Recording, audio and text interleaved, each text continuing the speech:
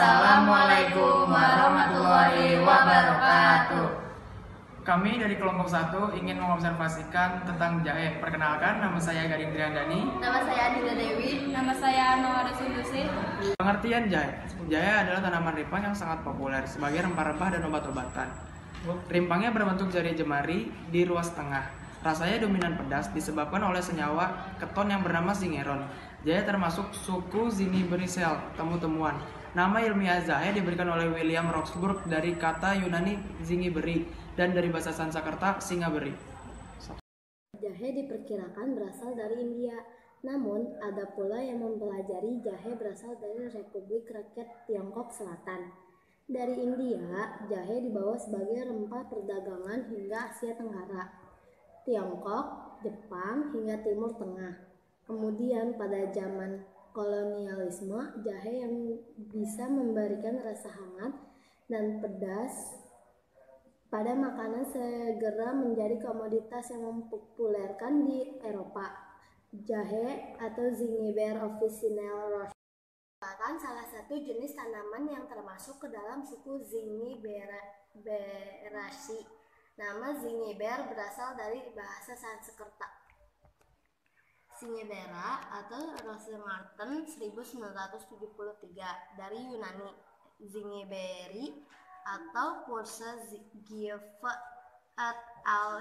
1981, yang berarti tanduk karena bentuk rimpang jahe mirip dengan tanduk rusa. Officinale merupakan bahasa Latin officina yang berarti digunakan dalam farmasi atau pengobatan Janssen 1981. Ciri-ciri jahe. Jahe merupakan batang semu dengan tinggi 30 hingga 100 cm. Akarnya berbentuk rimpang dengan daging akar berwarna kuning hingga kemerahan. Dengan bau menyengat, daun menyirip dan panjang 15 hingga 23 mm dan panjang 8 hingga 15 mm. Tangkai daun berbulu halus. Bunga jahe tumbuh dari dalam tanah, berbentuk bulat, telur dengan panjang 3,5 hingga 5 cm dan lebar 1,5 hingga 1,75 cm. Gagang bunga bersisik sebanyak 5 hingga 7 buah. Bunga berwarna hijau kekuningan, bibir bunga dan kepala putik ungu. Tangkai putik berjumlah 2. Jenis-jenis jahe. Jahe merah atau Zingiber officinale rubrum. Jahe merah atau juga sering disebut dengan jahe sunti merupakan salah satu jenis jahe dengan ciri rimpangnya yang kecil berwarna kemerahan dan seratnya kasar. Jahe ini biasanya dibudidayakan untuk memproduksi minyak jahe. Di daerah Jawa, merah banyak dimanfaatkan sebagai obat-obatan, sedangkan di daerah luar Jawa penggunaannya lebih ke bumbu masak. 2. Jahe emprit. Jenis jahe ini merupakan jahe yang paling sering kita temui di pasar-pasar. Bagian dagingnya memiliki warna putih bersih dan memiliki bentuk iris alias kecil dibandingkan jahe yang lainnya. Jahe ini kerap digunakan untuk penyedap makanan dan jamu-jamuan. 3. Jahe gajah. Sesuai dengan namanya yaitu jahe gajah. Jenis jahe ini memiliki 3. Jahe gajah. Sesuai dengan namanya yaitu jahe gajah. Jenis jahe ini berukuran lebih besar dari jenis jahe lainnya. Bagian dagingnya memiliki warna putih kekuningan. Biasa juga dikenal dengan nama jahe kuning di kalangan masyarakat kita. Jahe ini cocok untuk bahan pembuatan permen jahe atau minuman wedang jahe. Karena sifat dagingnya yang tebal, tapi biasanya digunakan untuk rempah pada masakan. Manfaat jahe. Jahe memiliki banyak manfaat. Bagian yang paling banyak bermanfaat adalah rimpangnya. Sedangkan daun, batang, dan akarnya belum dimanfaatkan secara baik. Kegunaan rimpang jahe antara lain untuk minyak astiri, oleoresin, bubuk jahe, asinan, sirup, manisan jahe, jahe kristal, dan anggur jahe.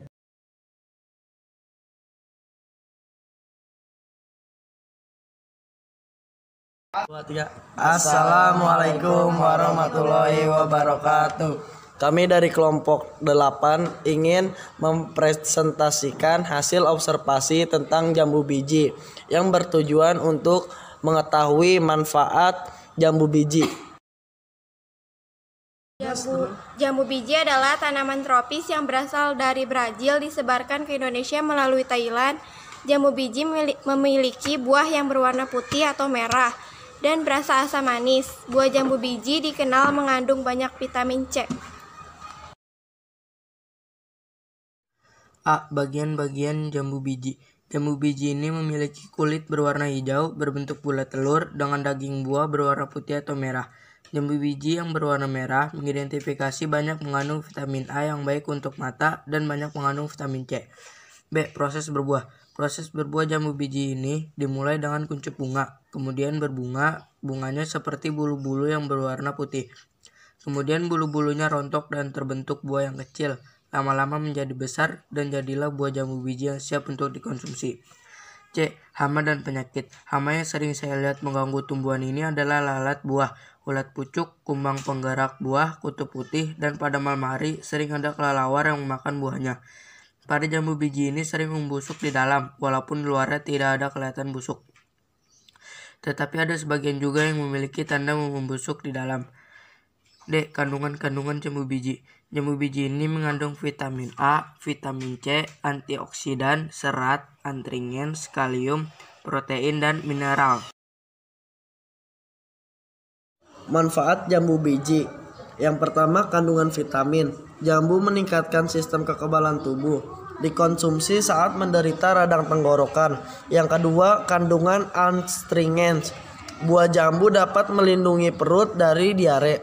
Yang ketiga, kandungan serat. Buah jambu ini sangat efektif sekali untuk mencegah sembelit, sehingga dengan mengonsumsi jambu dapat melancarkan pencernaan. Yang keempat, biji buah jambu bermanfaat untuk membantu membersihkan sistem pembuangan dalam usus. Yang kelima, vitamin C buah jambu bermanfaat untuk sariawan perut. Yang keenam, kandungan buah jambu biji membantu tubuh memerangi radikal bebas yang dihasilkan selama metabolisme tubuh, sehingga dapat mencegah penyakit kanker. Yang ketujuh, buah jambu mengandung serat, vitamin, protein, dan mineral yang membuat merasa lebih cepat kenyang, sehingga sangat bagus untuk menurunkan berat badan. Yang kedelapan, kandungan buah jambu dapat mengendalikan penyakit diabetes. Yang kesembilan, kandungan buah jambu dapat mencegah terjadinya penyakit MAH.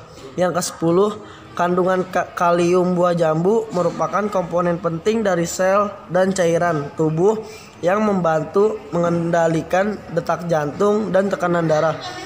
Jambu biji sering dicari oleh masyarakat tempat saya tinggal untuk mengobati disentri, mencret, demam berdarah, tipes, dan menambah HB sel darah merah. Sekian dari kelompok kami, kurang lebihnya mohon maaf. Wassalamualaikum warahmatullahi wabarakatuh. Assalamualaikum warahmatullahi wabarakatuh. Kami dari kelompok 10 ingin mempresentasikan hasil observasi kami tentang buah naga. sebelum itu ingin memperkenalkan diri. Saya Usuf Kurnia Mahendra. Saya Kesha Aura Sofia. Buah naga adalah buah dari beberapa jenis kaktus dari marga Pilocereus dan Selenicereus. Buah ini berasal dari Meksiko, Amerika Tengah, dan Amerika Selatan.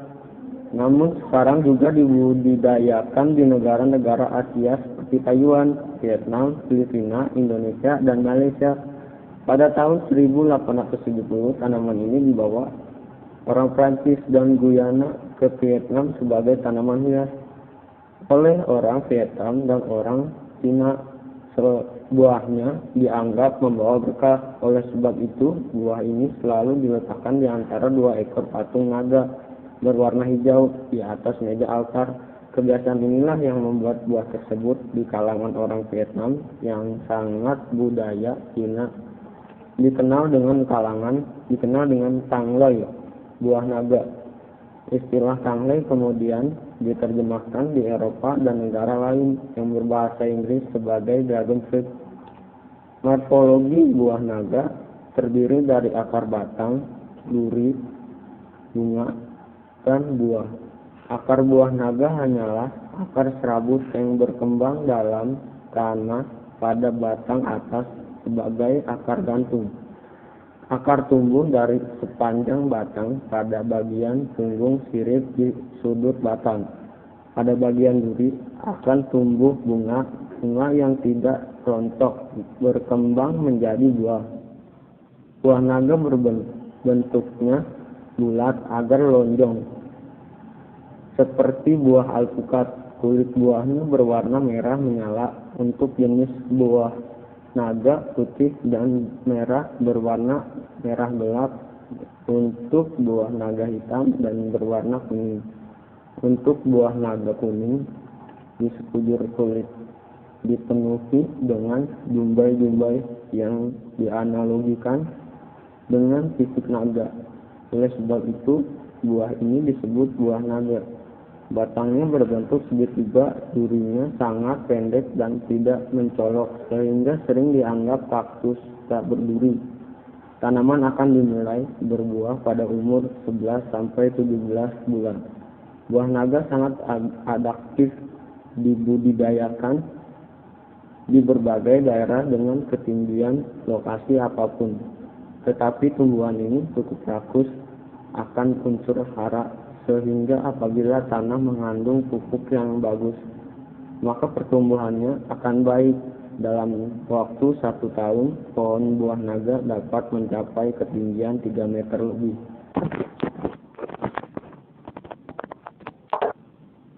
Jenis-jenis buah naga. Helocerus andatus yang buahnya berwarna merah dengan daging buah putih. Helocerus polyrhizus yang buahnya berwarna merah muda dengan daging buah merah. Selenecerus megalanthus dengan kulit buah kuning dan daging buah putih. Helocerus costaricensis, buah naga dengan warna buah yang sangat merah. Manfaat-manfaat buah naga sebagai berikut. Buah naga merah membantu menyembuhkan penyakit kanker. Kandungan vitamin kompleksnya sudah direkomendasikan oleh dokter sebagai buah terapi penyembuhan kanker. Buah naga juga bisa mempercantik penampilan dengan kandungan vitamin C-nya yang sangat tinggi. Buah naga merah membantu menjaga kesehatan kulit, bahkan buah dan kulitnya juga bisa digunakan sebagai bahan lulur.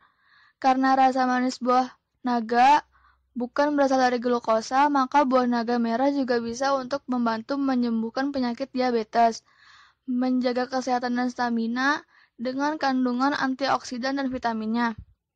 Mencegah penyakit osteoporosis atau pengapuran tulang karena buah naga merah mengandung banyak kalsium organik. Mengandung vitamin B3 yang berfungsi untuk menurunkan kadar kolesterol dan untuk menyembuhkan penyakit batuk dan asma hingga dapat mengatasi tekanan tinggi. Sekian materi yang ingin kami sampaikan, kurang lebihnya mohon maaf. Wassalamualaikum warahmatullahi wabarakatuh. Assalamualaikum warahmatullahi wabarakatuh. Perkenalkan, kami dari kelompok 11 ingin mengobservasi kacamata. Nama saya Nepi Nurul Kalimah. Nama saya Siti Wanawati Utami. Nama saya Raira Manda. Kacamata merupakan alat terpenting bagi para orang yang mengalami gangguan penglihatan. Karakteristik kacamata di bagian 9 yaitu frame. Bagian paling besar dari kacamata yang berfungsi untuk menjepit lensa nada sebagai nosepad untuk tipe tanpa nosepad. NPHs, bagian kacamata yang menghubungkan antara frame dengan bingkai depan. Terus apa lagi ya? Udah, dua aja. Jenis-jenis kacamata terdiri dari kacamata dua fokus, kacamata hitam, dan kacamata baca. Kacamata dua fokus adalah kacamata yang biasa digunakan pada penderita miopi atau rabun jauh. Kacamata hitam adalah kacamata yang mempunyai lensa gelap, biasanya berwarna hitam. Tujuan pembuatan kacamata ini adalah untuk melindungi mata dari cahaya silau hingga cahaya UV.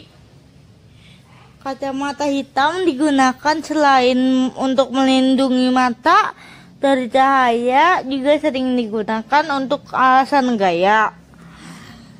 Kacamata hitam pertama kali digunakan pada abad 21 atau lebih tepat lebih awal di Cina. Kacamata baca adalah kacamata yang digunakan untuk membantu mencapai penglihatan normal ketika membaca. Kacamata ini menjadi kebutuhan bagi para penderita cacat mata. Contoh kelainan mata yang dapat diperbaiki dengan kacamata baca adalah miopi atau lazim disebut rabun jauh. Ini adalah sebuah kelainan mata di mana mata tidak mampu melihat benda yang jauh, namun dapat melihat benda yang dekat. Akibat kelainan lensa mata orang tersebut yang telah kehilangan gaya elastisnya akibat cahaya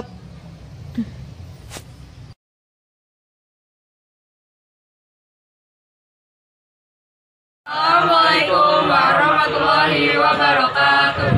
Kami dari kelas akan mengobservasikan jam tangan.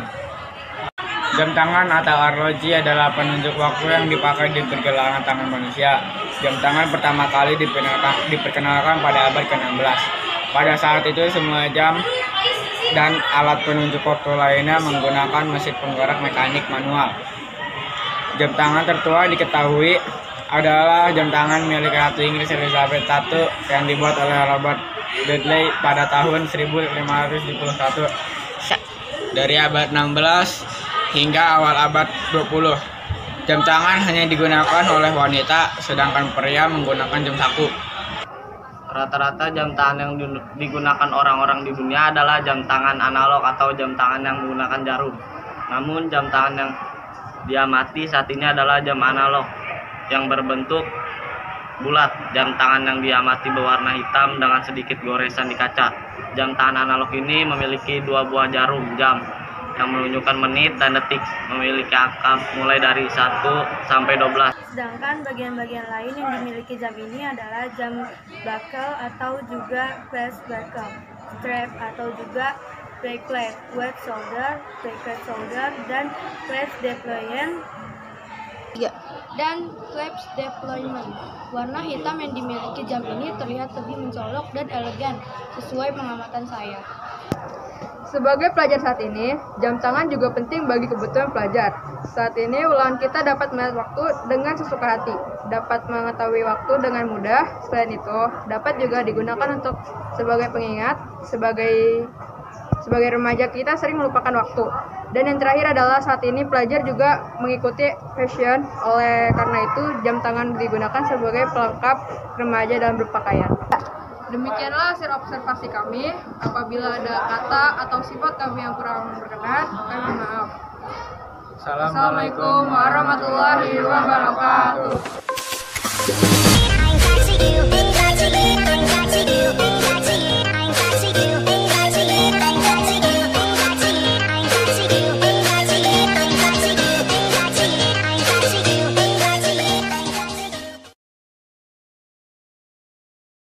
Assalamualaikum warahmatullahi wabarakatuh. Perkenalkan, nama saya Gevira Octavianda Rosadi. Nama saya Ahmad Jildan Hamid. Nama saya Aprilian Harisman. Di sini saya akan mengobservasikan tomat. Tomat adalah tumbuhan dari keluarga Solanaceae. Tumbuhan asli Amerika Tengah dan Selatan, dari Meksiko sampai Peru. Tomat merupakan tumbuhan siklus hidup singkat, dapat tumbuh setinggi 1 sampai 3 meter. Menurut tulisan karangan Andrew F. Smith, The Tomato in America, tomat kemungkinan berasal dari daratan tinggi pantai barat Amerika Selatan. Setelah Spanyol menguasai Amerika Selatan, mereka menyebarkan tanaman tomat ke koloni-koloni mereka di Karibia. Spanyol juga kemudian membawa tomat ke Filipina, yang menjadi titik awal penyebaran ke daerah lainnya di seluruh benua Asia. Spanyol juga membawa tomat ke Eropa. Tanaman ini tumbuh dengan mudah di wilayah beriklim Mediterania. Tumbuhan ini memiliki buah berwarna hijau, kuning, dan merah. yang biasa dipakai sebagai sayur dalam masakan atau dimakan secara langsung tanpa diproses. Tomat memiliki batang dan daun yang tidak dapat dikonsumsi karena masih sekeluarga dengan kentang dan terong yang mengandung alkaloid. Tomat adalah buah yang berbentuk bulat dan memiliki warna yang merah dan ada yang hijau. Tomat memiliki tekstur kulit yang sangat halus. Tomat memiliki rasa yang manis dan asam. Tomat juga ada yang berukuran sangat kecil dan biasa disebut dengan tomat cherry. Tomat ternyata memiliki kandungan vitamin K, likopen, serat, vitamin A, dan kromium yang sangat bermanfaat bagi tubuh. Tomat ini merupakan pencegah kanker yang paling efektif dan juga dapat menyehatkan mata. Tomat ini dapat dijadikan sebagai pelengkap untuk olahan makanan ataupun minuman. Biasanya untuk olahan makanan dan digunakan yang memiliki warna yang merah, merona dan matang yang memiliki tekstur padat sehingga masakan lebih nikmat dan lebih terasa. Gigitan saat dimakan, sedangkan untuk minuman seperti jus selalu gunakan yang matang agar menghasilkan rasa yang manis. Jenis-jenis tomat antara lain. 1. Tomat cherry. Untuk berat dalam satu buahnya sendiri rata-rata berkisar antara 10 sampai 20 gram. Warna yang dimiliki oleh tomat cherry adalah merah cerah. Tomat plum. Bentuk dari tomat plum ini hampir sama dengan jenis tomat cherry. Namun jika tomat cherry lebih bulat, jika tomat plum ini bentuk buahnya lebih cenderung lonjong. Jenis buah tomat ini lebih sering diaplikasikan untuk bahan pembuatan sambal. Ketiga, tomat hijau. Tomat ini sering digunakan di warung makan Padang, khususnya dalam membuat sambal lado hijau atau untuk tumis cumi asin. Tomat anggur. Ciri utama yang membedakan jenis tomat anggur dengan tomat lainnya yaitu ukurannya yang hampir menyerupai anggur atau kecil. Jenis tomat ini karena kebiasaan masyarakat Indonesia yang lebih sering memanfaatkan tomat untuk masakan, bukan untuk dimakan secara langsung. 5. Tomat ungu. Jenis tomat ini memang varietas tomat yang baru saja dipublikasikan oleh seorang peneliti yang berasal dari Oregon State University. Kelebihan yang diberikan terhadap tomat jenis ini yaitu memiliki kandungan zat antioksidan yang paling tinggi di antara jenis tomat lainnya dan berguna untuk melindungi tubuh dari radikal bebas. Mencegah diabetes. Kandungan serat yang tinggi pada tomat membantu menurunkan resiko diabetes. Makanan kaya serat dalam tomat membantu dalam mengelola kadar insulin, bagus untuk kulit. Tomat mengandung vitamin C yang dibutuhkan untuk sintesis kolagen. Ini membantu menjaga agar kulit tetap kencang, meningkatkan elastisitas, dan menyembuhkan luka bakar. Jadi kesimpulan, tomat memiliki peranan yang cukup penting dalam pemenuhan gizi yang diperlukan manusia. Sekian dari kami. Wassalamualaikum warahmatullahi wabarakatuh.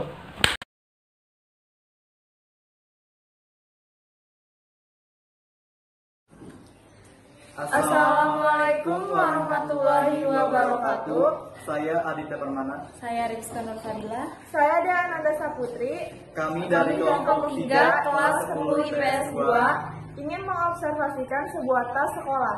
Awal mula munculnya tas, sejarah sudah mencatatkan bahwa bangsa Mesir telah menggunakan tas sekitar abad ke-14, walaupun pada tulisan sejarah lainnya disebutkan bahwa bangsa Mesir juga sudah menggunakan tas pinggang. Diciptakanlah handbag atau tas jinjing yang telah mudah dan praktis untuk digunakan dalam aktivitas sehari-hari. Material pembuatannya terbuat dari bahan kulit yang memiliki kancing pengikat pada bagian atasnya. Pada zaman ini, tas travel berukuran lebih besar dan dipakai dengan cara menyilangkannya di badan. Pada abad 17, ini ditandai dengan munculnya berbagai macam tas berukuran kecil yang memiliki banyak model dan bentuk. Yang banyak tas, salah satu yang kita observasikan yaitu tas sekolah. Sekolah yaitu seperti tempat menyimpan barang berharga seperti uang, kartu pelajar, dan dompet, karena itu semua merupakan salah satu barang yang sangat penting dan berharga. Yang kedua yaitu tempat menyimpan buku-buku pelajaran dan tempat menyimpan alat-alat tulis yang diperlukan ketika hendak sekolah. Kegunaan tas yang ketiga yaitu sebagai penunjang penampilan anak-anak, karena tas memiliki warna, desain, corak, dan gambar yang tersendiri untuk yang melihatnya. Sekian dari kelompok kami, kurang lebihnya mohon maaf. Wabillahi taufiq wal hidayah. Wassalamualaikum warahmatullahi wabarakatuh. Assalamualaikum warahmatullahi wabarakatuh. Kami dari kelompok 11. Perkenalkan, nama saya Wildan. Dan nama saya Aca. Perkenalkan, nama saya Ocha. Kami dari kelompok 11 ingin mempresentasikan hasil observasi dari alat musik darbuka. Enjoy! Gendang berbentuk piala jam pasir adalah alat yang sudah sangat tua ribuan tahun umurnya. Muncul pertama kali dalam sejarah di zaman kuno 6.000 tahun Masehi, berasal dari Mesopotamia, kerajaan Sumeria dan Babilonia. Darbuka pada zaman itu bukanlah darbuka yang terbuat dari aluminium dengan head plastik modern yang kita kenal seperti sekarang. Zaman itu darbuka terbuat dari tembikar dan kulit natural. Darbuka juga memiliki ragam jenis, yaitu darbuka El Ahmad, darbuka Alexandria, darbuka Groharet, Elvan, dan darbuka Porhat. Timur Tengah ini dimainkan dengan cara dipukul. Biasanya dipakai untuk acara keagamaan dan lain sebagainya. Darbuka memiliki banyak nama, yaitu ada yang menyebutnya darbuka, kalti, tabla. Namun di Indonesia dikenal dengan nama darbuka. Darbuka berasal dari negara Turki. Di Indonesia, darbuka merupakan alat musik yang sulit dimainkan. Dan di Indonesia ada komunitas darbuka, yaitu Serikat Darbuka Indonesia atau SDI. Dalam memainkan darbuka itu sebenarnya cukup mudah. Ada beberapa trik untuk memainkan darbuka roll ini. Ada macam-macam pukulan darbuka roll. Pertama ada single roll, double roll, triple roll, quit roll, dan lain sebagainya. Untuk dasarnya itu ada yang namanya single roll seperti ini, yaitu dengan satu tangan. Selanjutnya ada yang namanya double roll yang dengan menggunakan dua jari, terserah mau jari yang kanan atau jari yang kiri. Jarinya ada jari telunjuk dan jari manis seperti ini. Selanjutnya ada yang namanya triple roll. Nah, yang triple roll ini yang kanan menggunakan dua jari, yang satunya hanya menggunakan tangan, satu ketukan seperti ini pelannya.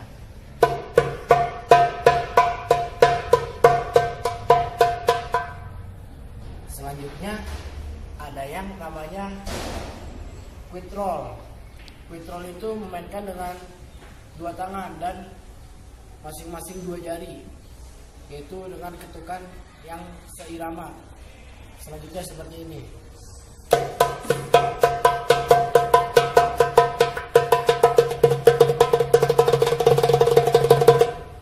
Oke, itulah cara memainkan darbuka dengan tips-tips dasar darbuka. Assalamualaikum warahmatullahi wabarakatuh. Kami dari kelompok 7 kelas 10 IPS 2 ingin mengobservasikan tentang kucing. Dan sebelum kami mengobservasikan, alangkah baiknya untuk memperkenalkan diri sendiri, dimulai dari diri saya sendiri. Nama saya Andwi Gazalia Fisahara, sering dipanggil Danila. Nama saya Cahaya Nabila, sering dipanggil Nabila. Nama saya Muhammad Rizal Ade Putra, biasa dipanggil Rizal. Nama saya Faiz Putra Pratama, sering dipanggil Faiz. Kucing adalah jenis hewan mamalia. Kucing juga dapat disebut hewan karnivora karena pemakan daging. Kucing memiliki gigi taring dan kuku yang panjang guna untuk melindungi dirinya dari musuh. Banyak masyarakat yang memelihara kucing tanpa dia sadari bahwa kucing dapat menularkan penyakit, terutama dari bulunya. Saya di sini akan mengobservasikan tentang macam-macam kucing. 1. Kucing kampung. Kucing kampung bulunya yang tipis dan halus dan badannya yang kecil. 2. Kucing Migdom. Migdom bulunya tebal dan buntutnya tidak seperti kucing Anggora. Dan kucing Anggora bulunya lebih tebal dan badannya lebih besar dibandingkan kucing kampung.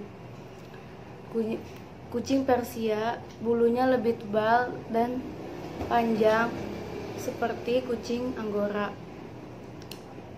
Kucing juga tidak diberi makan ikan asin karena bulunya yang gampang merontok atau merusak bulu yang halusnya.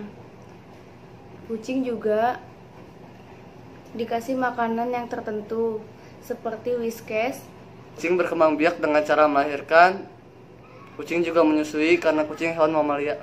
Ini adalah kucing mixdom, yaitu kucing yang terlahir karena adanya persilangan hubungan antara kucing Anggora dan kucing Persia dan menjadi seperti ini, dan bulunya juga terlihat sangat lebat dan badannya juga yang besar. Ini kita bisa lihat ya dari bulunya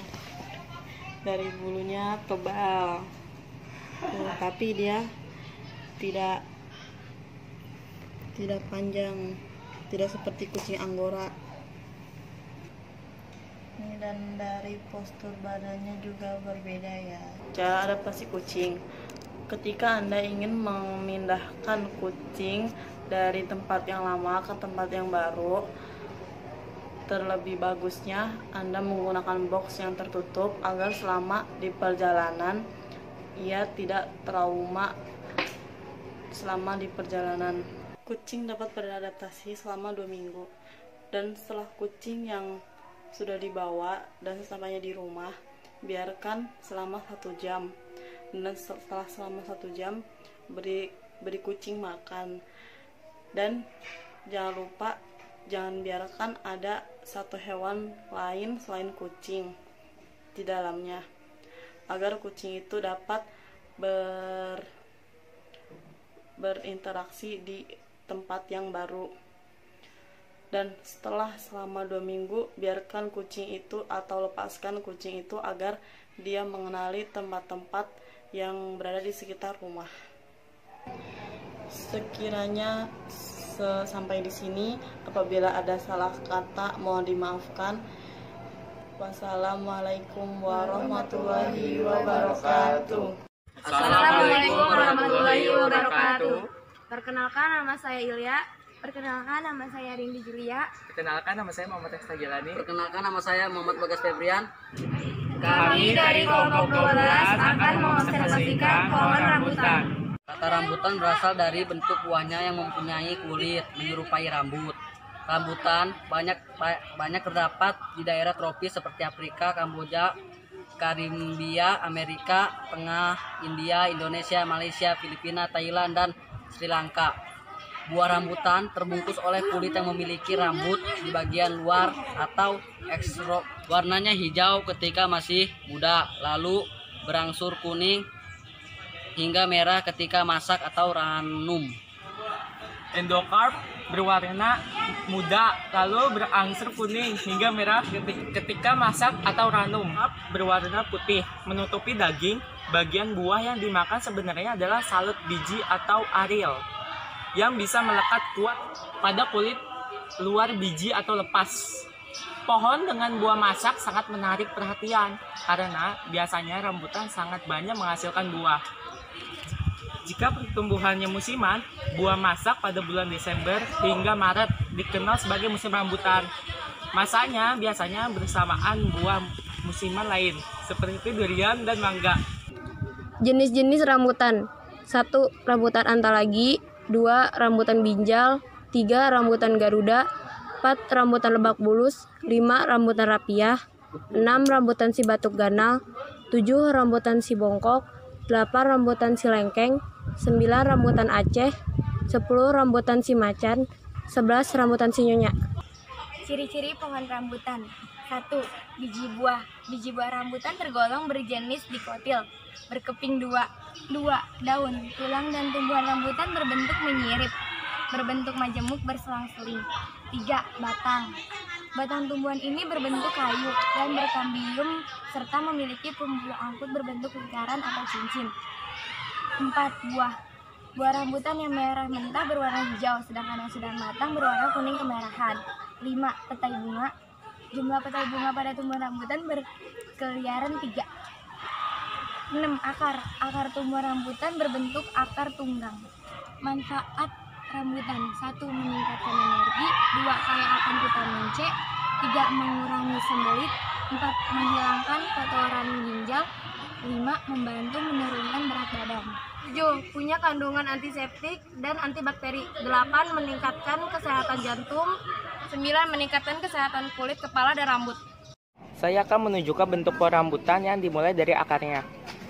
Tanaman rambutan memiliki akar tunggang dan juga akar samping. Akar rambutan berwarna coklat dengan serabut akar yang berfungsi untuk menyerap air dan juga mineral dari dalam tanah. Selanjutnya, batang rambutan bisa mencapai ketinggian 15 meter, bahkan lebih. Batang tanaman ini memiliki bentuk bulat, tidak beraturan, dengan warna coklat dan diameternya dapat mencapai 40 atau 60 cm. Batang tanaman ini memiliki tekstur yang keras dan tidak rata, serta termasuk tanaman berumur panjang. Tanaman rambutan memiliki cabang yang banyak dengan arah cabang cenderung horizontal. Selanjutnya, daun rambutan. Rambutan memiliki daun jenis majemuk berselang-seling dengan ukuran kecil dan panjang, serta pada bagian ujungnya runcing. Saya akan menunjukkan bentuk pohon rambutan. Ya, jadi seperti ini.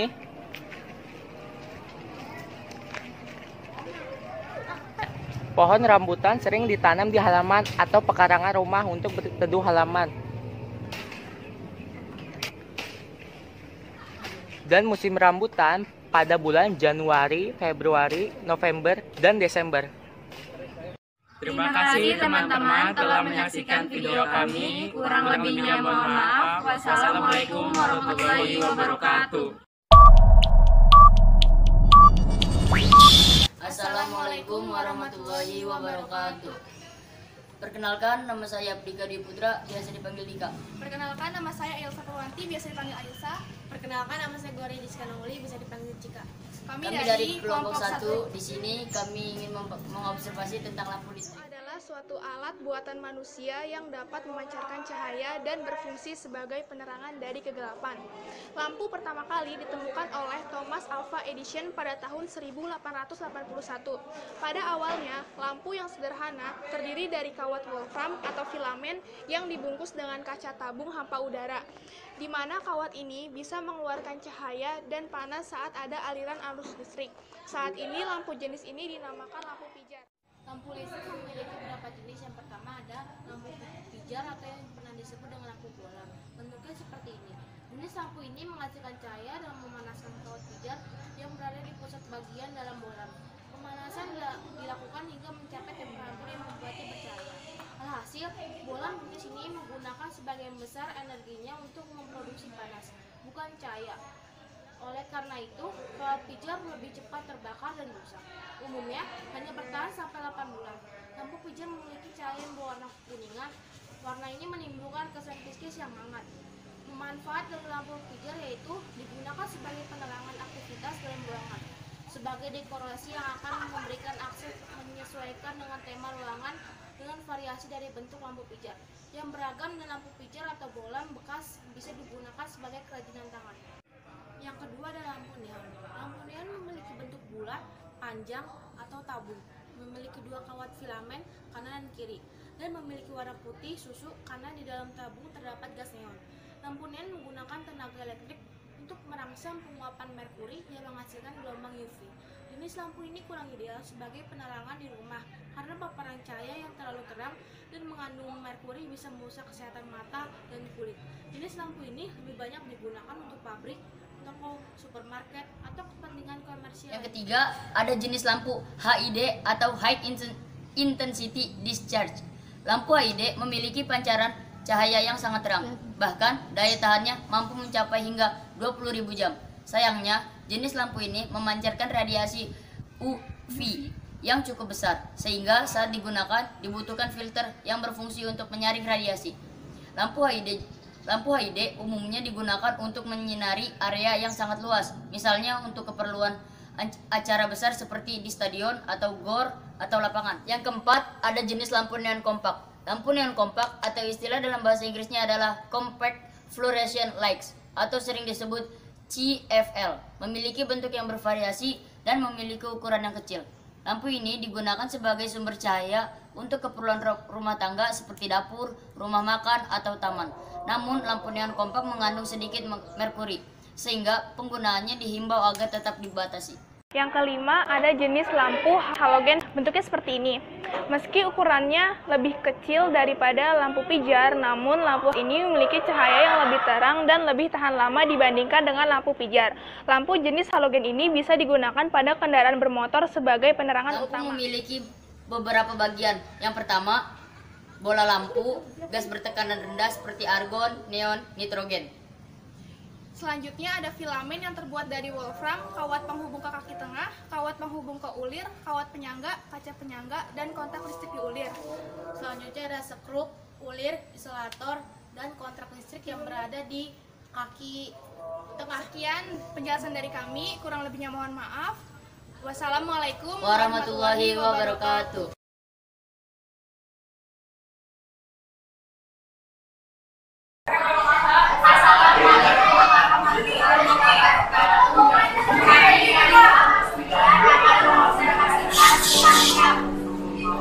Kali ini kelompok saya akan mengamati tentang jam dinding. Jam dinding adalah alat yang digunakan untuk menunjukkan waktu. Jam adalah salah satu penemuan paling kuat. Jam dinding adalah jam yang diposisikan secara lama atau biasanya dipajang di dinding. Jam dinding juga biasanya dapat dipergunakan sebagai pajangan atau sebagai hiasan di dalam ruangan. Beda jam tangan yang mempunyai ukuran kecil, jam dinding memiliki ukuran yang cukup besar, sehingga jam dinding akan mudah terlihat walau dari jarak jauh. Tahun 1580 dibuat Galileo dengan kemampuan mengamati dan kecerdikannya akhirnya memberikan inspirasi dengan membuat jam bandul. Pertama kalinya beliau menemukan bahwa kumpulan radio itu selalu dalam jumlah yang waktu yang sama. Hal ini dalam pikiran dia dan di Sendel mulai membuat gambar dan model untuk menemukan desain. Tantangannya sebagai berikut. Yang pasti adalah adalah sebuah jenis jam yang menggunakan standar mengenai atom sebagai perhitungan jam atom sendiri. Jam atom adalah sebuah jenis jam yang standar frekuensi atom sebagai perhitungannya. Jam atom awal adalah jam yang menggunakan standar frekuensi jam saku atau jam kantong adalah waktu yang dibawa dalam waktu. Jam digital adalah tipe lain dari jam yang menampilkan waktu dalam digital. Dari kami kurang lebih mohon maaf. Bila diperlukan wassalamualaikum warahmatullahi wabarakatuh.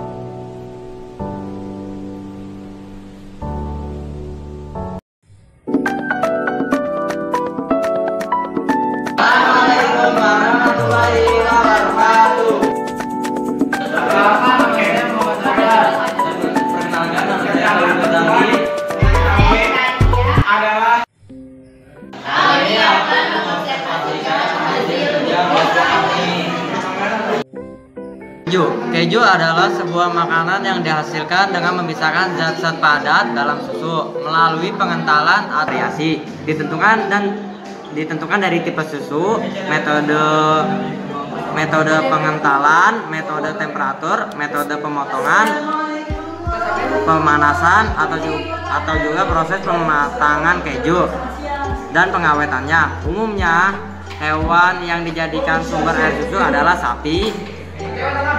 sapi, unta, kambing, domba, kuda, atau kerbau.